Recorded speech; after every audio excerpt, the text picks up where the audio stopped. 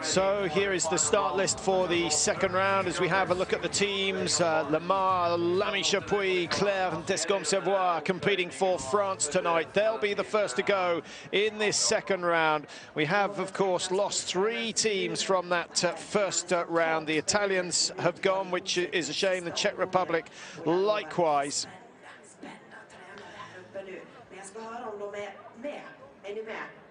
Norway, Slovenia, Germany, Austria. So we jump in the original order for the first 3 groups.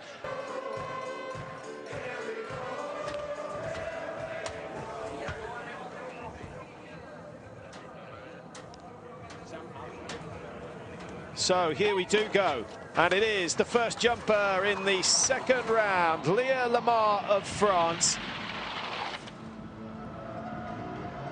20th in the Olympic Games. That was a real confidence-boosting performance from her, and just trying to get the French up into the top 5 positions. France down in 7th after the first group was completed, so with 4 jumps of 8 completed. Italy, Finland, the Czech Republic, the 3 teams absent from the second round, so we won't see Janni Ahonen again. That's a little bit of a shame. Really, it just all went wrong for Finland on that 3rd jump. Susanna Forsström, a long, long way short of what was required. So from France to Avrakamova. Very stable in the air. 11th in the individual competition. She jumped 88.5 on her second jump. Something around there would be useful. That's not bad at all. Avrakamova produces a very, very solid jump. 4th in the World Cup standings last year. She went to Sochi thinking she might be able to snatch some gold at home. It didn't happen for her. Finished 2nd in Zhao this year, so she has shown some good form, and that is a great jump at just the right time. They're out of contention for the medals, but Russia do not want to finish down in 8th place, which is where they were after the first round. They go top for now, 4-9-1. They're only 13 points clear of France. And Norway on 4-5-5 with 1 jump less. Next will be USA, and Nita England produced a stunning jump first time round. Can she match that 94 meters? No, I'm afraid not. I'm afraid not. She didn't get the wind that she got first time round. She got a good little kick of headwind on the first jump, but she rode it well. There you see, slightly unstable going over the knoll. That may have been the one factor that cost her distance. A ski's length at least short of the K point, 87.5 meters for England to add to the 94-meter jump we saw from her in the first round. America in that fight to stay off the bottom slot or out of the top 8. They're not going to be bottom because 3 teams have already been disqualified. But they don't want to be going first on the very final round of jumping here in Falun. Japan now, contenders at the start of the day. It's not worked for them. Sara Takanashi, 96.5 in the first round. It was a great jump. Last year's #1. This is more like it. Watch for the telemark. That was better. That was better. I think she might get it this time. She didn't fool the jury last time. She lost any challenge she might have mounted in the individual competition, scoring just 16s and 17s.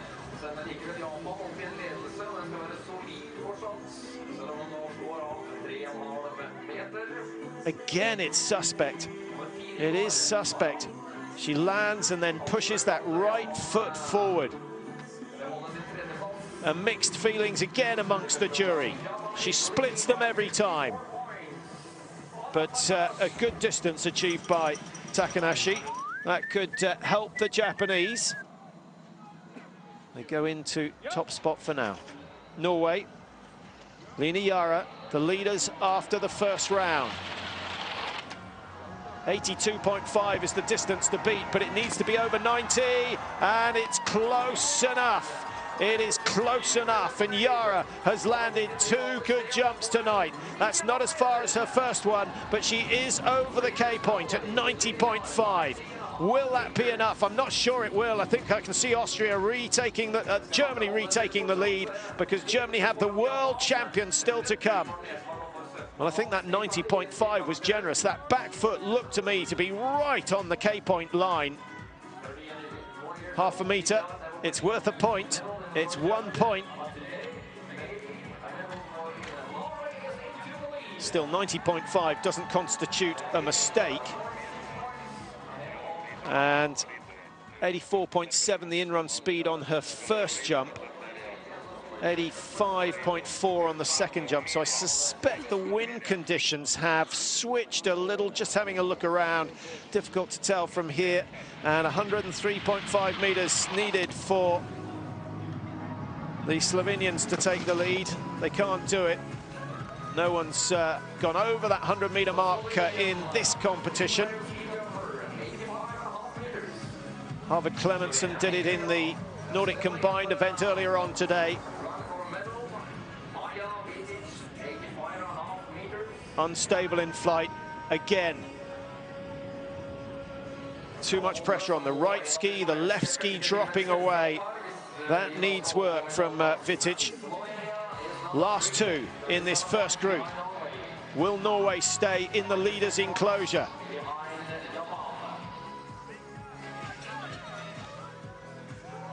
Karina Voigt is up the top, waiting.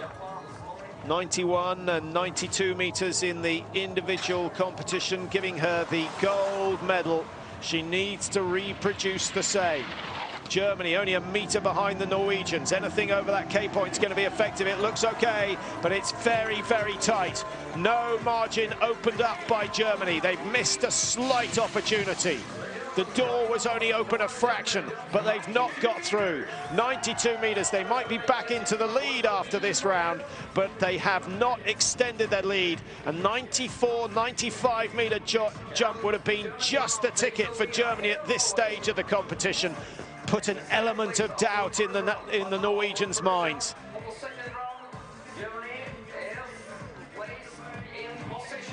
Altus likes it. And Richard Freitag likes what he's seen as well. So Germany back in front, but the margin is still only a meter between Norway and Germany.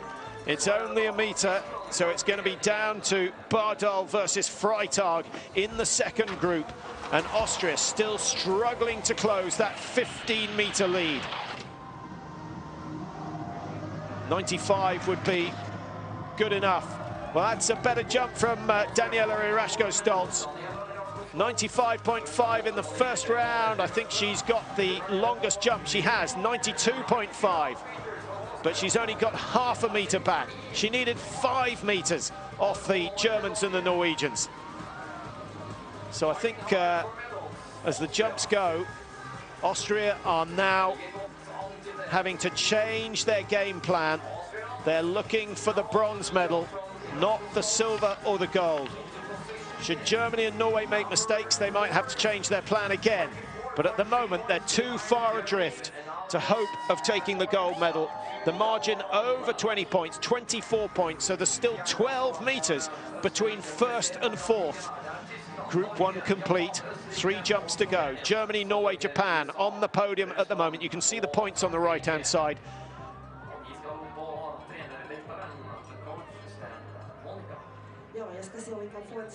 Well, this is going to build to a brilliant climax because, as you'll know, the gold and silver medalists from the men's individual competition are jumping for Norway and Germany, respectively, in the final round. And if the margin doesn't open up much more than a couple of meters, it's going to be a fascinating encounter.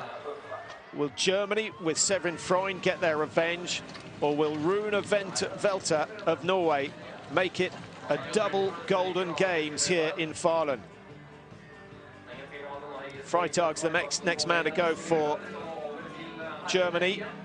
A lot of pressure on his shoulders. Anders Bardal can't afford a mistake. And as we switch from the women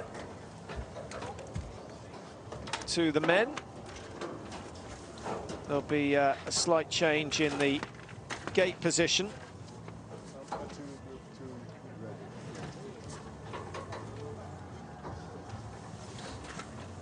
So Ronan Lamy-Chapuis, never difficult going first in the group because you can't predict exactly when you're going to be going. Your preparation is slightly disrupted by that, and your mental preparation more than anything else. But he doesn't hesitate, straight down the in-run, looking for a distance of 90 meters. Only 84 in the first round for Lamy-Chapuis. That's much, much better. Much better by Lamy-Chapuis. And he keeps himself ahead of those teams who've done one jump less, 86 meters. A 2-meter improvement. Not sure he's going to improve the style points, though.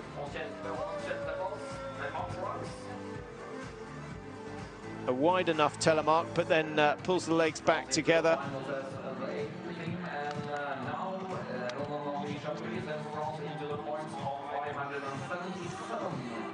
Ilma Hazetdinov of Russia is ready to go at the top of the in-run. That gives you some idea of the scale of the jump. It's very difficult to appreciate it. I'm sure a few of you have been to the big cities, perhaps Innsbruck or Oslo, where the jumps are easy to visit and easy access to the top of the in-run. Hazetdinov for Russia in their battle to stay off the bottom position. They're not doing too badly.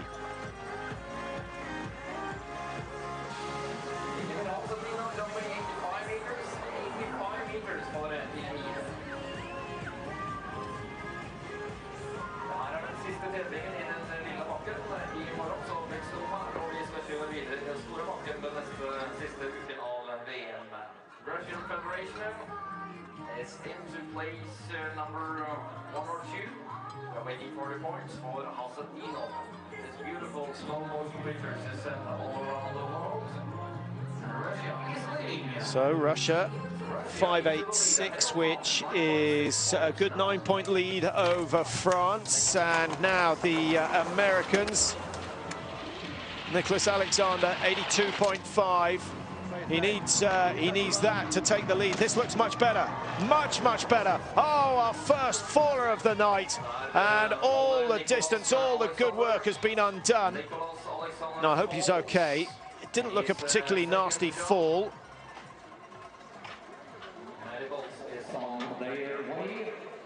Now, he may well have done something to his shoulder, or the first point of contact is often the wrist, the hand, and that can cause issues. He does look in a lot of pain, but there was no, didn't look as though he had any impact on the back or the neck, and of course the head. Those are the vital areas. We're going to get to see it again. Unbalanced in the air, too much pressure on that left-hand ski, forcing him over to the right-hand side, and he's drifting closer and closer to those barriers on the right. It was a much bigger jump than he was expecting.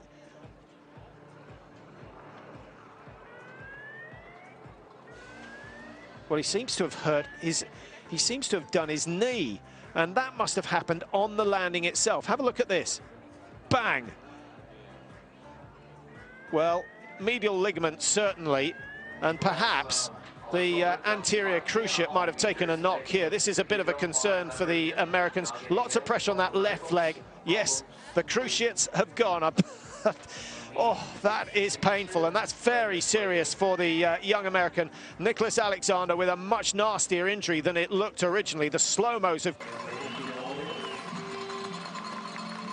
Yeah, the good news is he's compos mentis. I think he's hurt his left arm as well, but that left knee, not the sort of attention he wanted. He wanted the applause for a jump of around 100 meters, but it's not happened. A couple of fans there from Colorado who've made a long journey to come and support the Americans. They'll be looking for success, certainly in the cross-country skiing. The sprints are over, which is where they usually excel themselves. Thumbs down for USA. I'm afraid so. That fall is going to cost them a lot of points, and that might mean that they end up in 8th position. And the United States actually dropping down below the Russians. They still head France, and they've got 2 jumps left.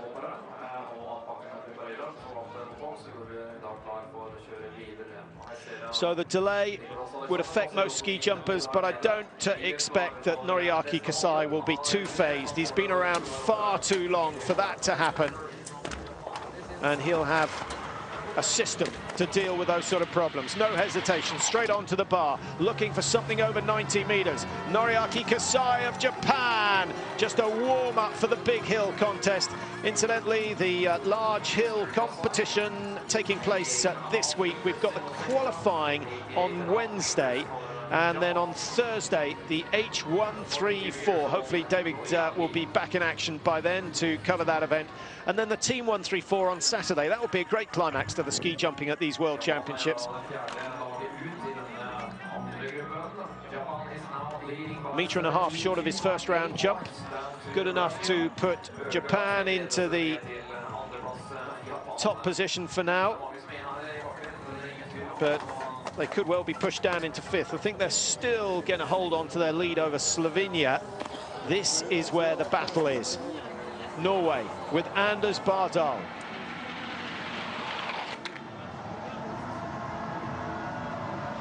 He's fighting it, and he, just like Lina Yara, has come down in the vicinity of the K-point line. It needed to be bigger than that. 89.5, half a metre short. Half a metre short. Now, the compensation's important. The jump looked good, but he's not gone far enough to get 18, so we're only going to see 17 and a halves for style. Maybe. What's the average?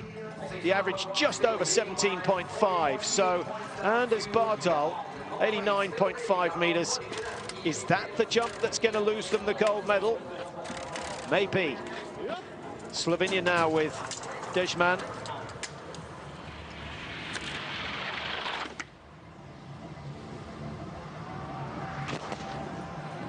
.90 meters first time round.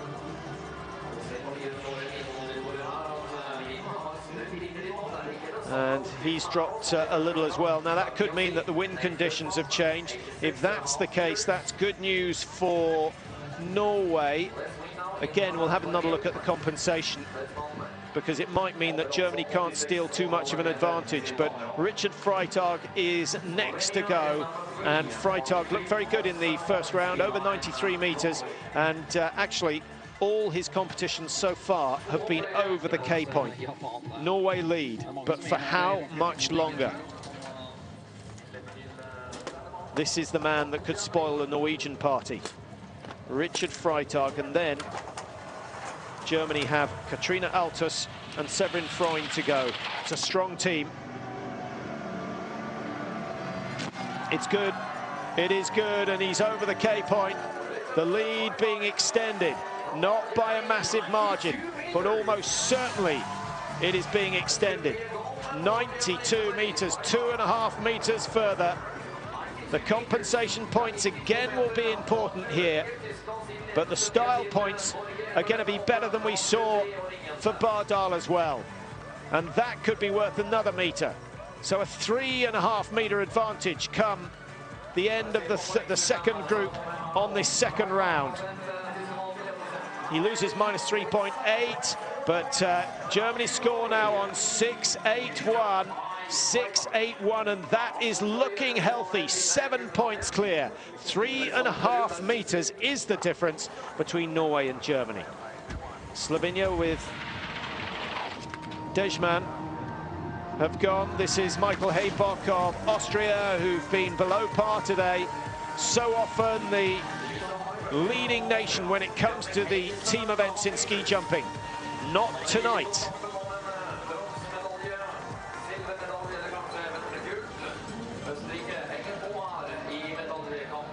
We're halfway through the second round. Just 16 jumps remaining. 8 teams still in the competition. Realistically, only 2 of them have a chance of taking the gold medal. And the advantage at the moment is swinging more and more towards the Germans, who are looking to claim their 4th gold of these championships and move to within 1 of the Norwegians, who have 5 already. Tyskland har festet grepet, og vi skal ned til Julia.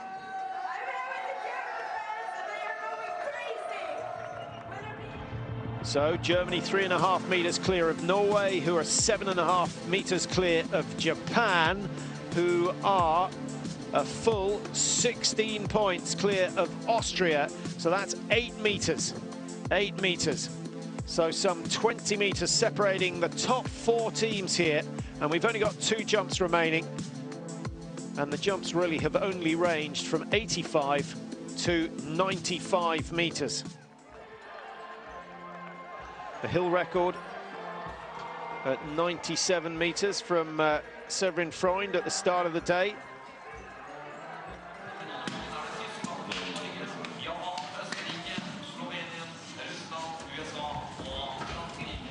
Austria still in good spirits despite the fact that things haven't really gone their way tonight. So for the final time, we stick to the starting order. France, Russia, USA, followed by Japan, Norway and Slovenia, Germany and Austria, bringing up the end of this 3rd group. So France in the battle to stay off the bottom of the table, lying 8th at the moment, 5.77. That's good from Julia Claire.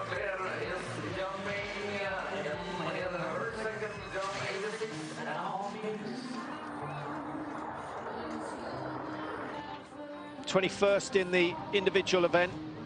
Let herself down a little with the style points, 16, 16.5s, couple of 17s, but really the average under 17. That's a solid enough landing, but short of distance, so 16.5, 17s for her. And France 6.75 at the moment. They don't manage to reach the tally achieved by Germany after 6 jumps, so they're now 1 jump behind, lapped, I guess you could say.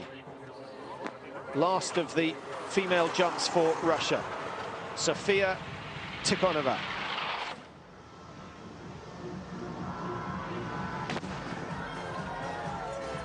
Well, again, she's really aggressive off the table. And then have a look at the angle of the legs. She's not vertical, but they're not far off. She gets the body forward, but she doesn't get the hips forward. And that cannot be a fast flying position. A little bit of a bow in the back and a bend at the hips, which will generate some lift. But surely if she can just flatten the body out a little, maybe a year in Japan, that's where they do it best.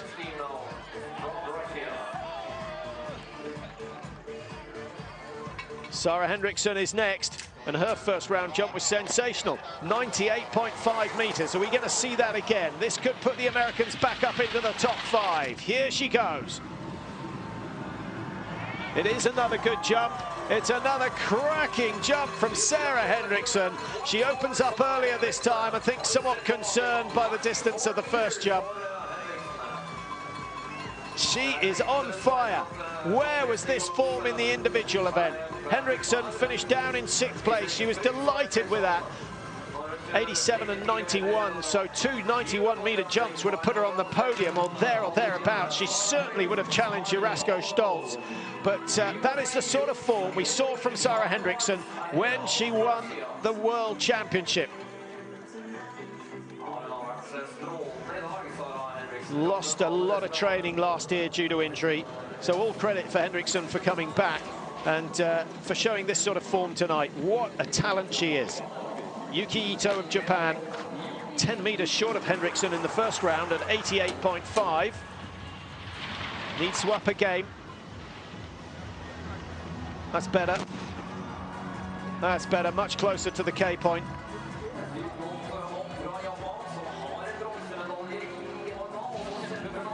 Japan on 6.59 at the moment. 7.69, I guess that's possible. United States on 6.97.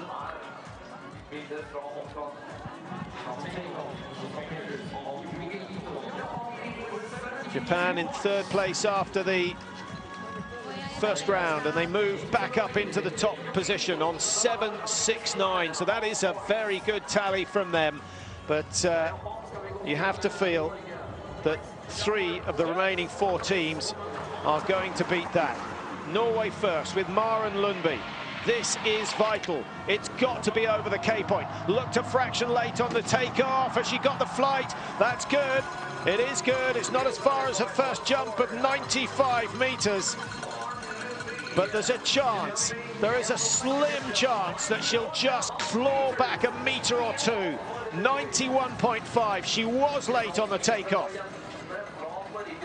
But she's held her flight position.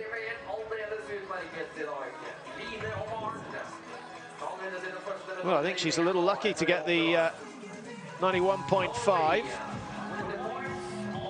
Two good jumps, though. Two very solid jumps. 789.7. A massive margin of 20 points between Norway and Japan. 10 meters between those two. And so Norway extending their advantage 3 meters over Japan with that last jump. They need to do the same. They need to do the same over Germany. Slovenia are first, though. This is for show, because Spela-Ryggelj will know that Slovenia are not in with a chance of taking a top 3 position today. Well, that's a really cracking jump from Ryggelj. Pressure off, and she produces 2 fine leaps. 90.5, and that jump of 92.5, 92.5.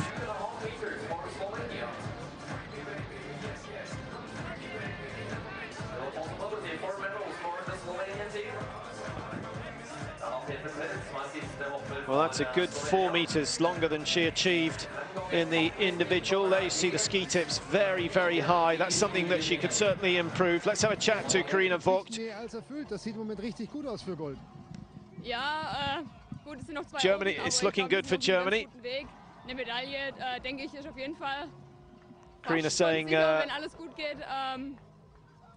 only 2 jumpers to go, and they're going the right way. Well, here comes Katrina Altus. Keep your eye on the right-hand side of your screen. Well, slightly inopportune time to have a chat with Carina Vogt. I know she's the #1 woman in the German team at the moment. What we need to do is see exactly what Altus has done. 92.5. So Germany extend their lead by another meter over the Norwegians, and it's looking very, very good for Germany at the moment. On each occasion in this second round, they have extended their lead. They were a meter behind Norway at the halfway stage, and now they move on to 216 points from Altus, a total 790, and in fact the compensation points have equaled it up. The compensation points have completely destroyed the lead the Germans might have had. They are now just 0.6 of a point, 30 centimeters in front. Wow, what a climax we've got in the next 10 minutes or so. Last jumper in the third round of this second, or the third group of the second round. And of course it's Jacqueline Siegfriedsberger, Austria, desperate for a medal. They've got work to do. Nice transition, but the distance just isn't there. The distance is not there.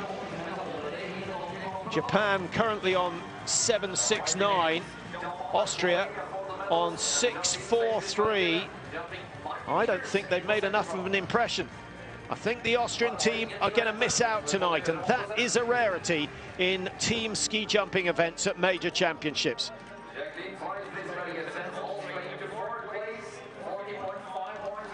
Well, really, they've only had one poor jump, and that came in the second group in the first round. Michael Haybock dropped down to, I think it was 83 meters, his first round jump, and that really put Austria out of contention.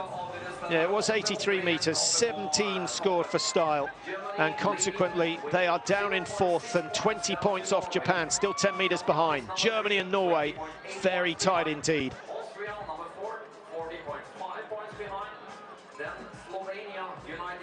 Well, next to nothing in terms of distance. Would you like to be in Germany's position with 0.6 of a point lead, or would you like to be in Norway's position just behind, fractionally behind, but not going last in the final round? Your choice. your choice. It will be Germany who jump last in the final 8 jumpers of this competition. Norway will be the penultimate jumpers, making their bid for the gold medal. There are the 3 that have done their work. Carina Vogt, Richard Freitag, Katrina Altus, just Severin Freund to come. But keep an eye on your in-run speed when they come down. They had an average of 81.5 kilometers per hour, 50 miles an hour generated in the first few seconds. So France go first, lying in 8th position at the moment, trailing Russia by some 16 points. They will stay last, but they did make it through to the top 8.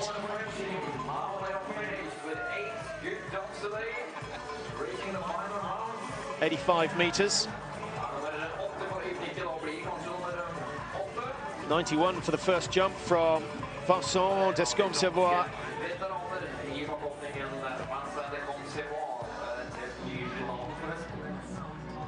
So the day is over now. He can focus on the large hill competition and, of course, the team event on the last Saturday of these championships. Germany look nervous, and they're going to be in the leaders' enclosure for a while. Maxim Oshkin of Russia on the in-run. He needs more than the 84 he had from the first round. Well, that's enough to put Russia into the lead. And will they challenge the United States? It's possible. Only 5 points between the two teams, 2.5 meters between Russia and USA. USA would love to make it into the top 5. I don't think that's going to happen tonight. And in fact, there's no way it's going to happen because they're over 20 meters behind Slovenia. So Russia move on to 791. A little battle with the Americans. That will do for flavor.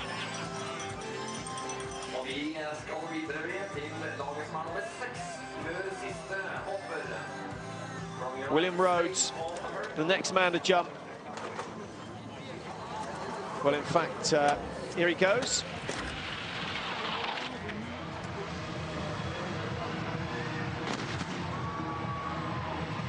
Well, it's tight. It is tight. That looked to be a better effort than his first round jump of 78.5 meters. He's improved by 5.5 meters. And that, remember, on the back of the news that Nicholas Alexander has been carted off to hospital after his fall on his second jump. Luckily, it was the second jump and not the first one. Otherwise, the Americans would have been out of it altogether. He doesn't get the two-footed landing, or he doesn't get the telemark landing. 16, 16.5, style points aren't good, and the United States dropping into 4th position behind Russia, but ahead of France. So they're going to finish 7th tonight. Slovenia in a battle with the Austrians. They're only 4 points behind Austria. 2 meters, a good leap here, and they could be in the money. That is a good leap. Excellent work. Excellent work. Petr Projic. He is an exceptional jumper. Only 2 wins this season, but he's been on the podium more than he's been off it. And he showed good form of late. One of the winners up in Vikersund. And Projic with a jump of 94.5 goes on to 86.4. And that now puts a little bit of pressure on the Austrians. Austria, I think, will have accepted the fact that they're highly unlikely to get a medal. It is possible should one of the last 3 jumpers take a fall, but they're highly unlikely to get a medal. Now they find themselves under pressure from the Slovenians. Needs 92 at least. 95, the prediction with the wind. Well, he might be close. He might be close. That's a much better jump from Stefan Kraft. He's got 95 meters, and he silences the challenge of the Slovenians. And that will be disappointing to Vitic and Dejman, and of course Peter Project, who's just been down. Before this long good jump of 95 meters for Stefan Graf.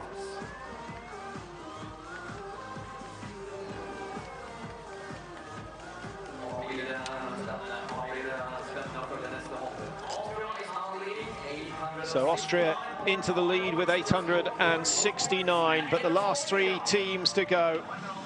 The Japanese, followed by Norway, followed by Germany, and Japan calling on the surfaces of Takushi. Here he is, 95 meters with scores of 18, 18.5 and 19 in the first round. He needs more of the same. 84.5 meters to beat, an approximation. It's got to be big. It is big, but is it enough? Is it enough for Japan? I think it's a long, long way clear. 93.5. Great leap, and again the style is just about perfect. We haven't seen any 20s, and I don't think we will. But look at the symmetry. Look how calm he is in the air. Those arms locked to the side, and the telemark landing not quite there. So there's your point gone. 19s. There must be a 19. There is. There's one from the Norwegian judge. So Japan on to 888.3. They were trailing Norway by 7.5 meters. 7.5 meters. So Rune Velter, who is the next man to jump, needs a jump. Well, we'll find out exactly what it is. 86 meters. That should be well within his limits, but he's not interested in beating Japan. He's interested in putting pressure on Germany. The world champion off this hill, looking for something big, and he's got something big. Norway are back in business, but the gold is not secure quite yet. 95.5 meters, a good combination by Rune Velter, and he shows that that world title was no fluke. 95 and 95.5 tonight. Beautiful form. And this, although Takushi had the highest score up until now, this surely has got to better that. Again, losing that right ski slightly on landing. So half a point gone. Are we going to see a 19.5 from Rune Velter? One. We get one again from the Norwegian judge, who's tended to be a little bit higher than the others, so nothing biased there. An average of 19. That is vital. The pressure goes flying back to the top of the in-run, where Severin Freund is waiting to make the last jump. Germany snatch victory off the Norwegians in the Nordic combined this afternoon. Are they about to do the same in the mixed team jump? Who is going to win the first ever World Championship mixed team jumping competition? Will it be Norway, who lead on 9.15? Will it be Germany, who lead now with Severin Freund? This looks good. It looks huge. It looks big. He can only pray. He can only pray that he's done enough, because that is close enough for the compensation to make the difference. He's got a half-meter advantage over Rune Velter, but the compensation is going to win or lose this one for Germany. It's been absolutely neck and neck all the way through. Germany, a 2.5 meter lead at one stage, then Norway were a meter ahead, then Germany were back to 2 meters ahead, and they started the last round just 30 centimeters between them. Where's it going? Will it be Norway? Will it be Germany? Germany with 3 golds already, Norway with 5 golds already, and Germany snatch it. They take it by 2 points. The compensation of 2.4 going in their favour. And Norway, silver medal, brave face, very brave face from Line Yara, who's been outstanding today. But all credit to Severin Freund of Germany, who held his nerve. Werner Schuster will be ecstatic with that performance. Anders Bardal gutted, as is Maren Lundby. I think that's the best team competition I've seen from the Norwegians for a long, long time. They weren't the favourites coming here tonight. Austria and Germany were. But Norway have excelled themselves. So close. They get the silver, but Norway are used to winning. But Germany, a tough team to beat. So the top 3, Germany, with a meter's advantage after 8 jumps. After 8 jumps, Norway in silver, Japan a very solid third. They're a long way ahead of Austria in 4th position, and it all went wrong for Austria on the very second jump of the competition. Slovenia 5, Russia did well to pull themselves up into 6th at the end of the competition. United States, well, they've finished in 7th, but they certainly have something to celebrate. Brilliant jumping from Nita England, sensational jumping from Sarah Hendrickson, who is back on her World Championship winning form. So look forward to seeing her in the next round of the World Cup after these championships have been completed. So well done to Germany. They add to their gold medal tally. They move on to 4. Norway still on 5, but Norway get the silver, and the bronze going to the Japanese. Noriaki Kasai adds yet another medal to his collection.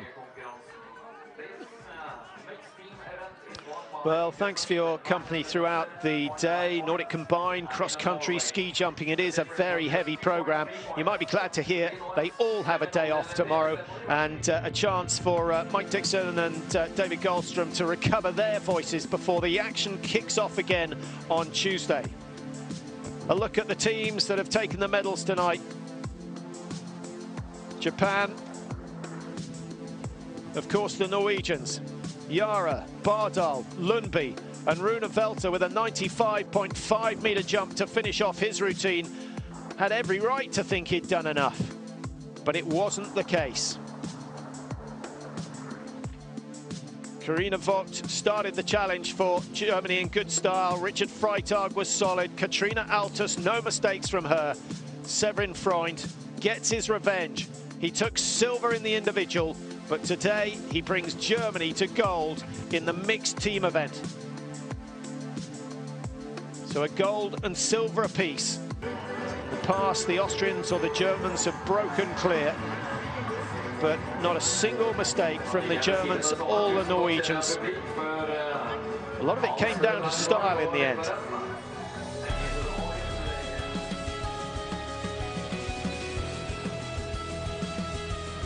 Germany's kingpin, Severin Freund. Beautiful jumping from him tonight. Without the telemark, Germany would have lost it, but he nailed it. And he achieved the distance of 96 meters. He was asked for 95.5. He scraped over the line. Just a meter separating the 2 top teams here today. That's just how we like it.